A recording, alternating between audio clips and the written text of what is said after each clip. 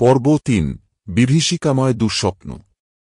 সৌম্য স্বপ্নে দেখল সে একটা বিশাল পুরনো বাড়ির ভেতর দাঁড়িয়ে আছে।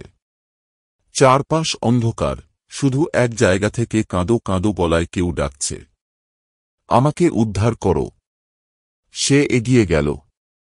দেয়ালে ঝোলানো অসংখ্য ছবির মধ্যে একটি ছবি তার দৃষ্টি আকর্ষণ করল। সেটা সেই অভিশপ্ত চিত্রকর্ম, কিন্তু এবার ছবির নারী কাঁদছে, রক্তমাখা অশ্রু ঝরছে তার চোখ থেকে। সৌম্য আতঙ্কে চিৎকার করতে গেল, কিন্তু গলা দিয়ে কোনো শব্দ বের হল না।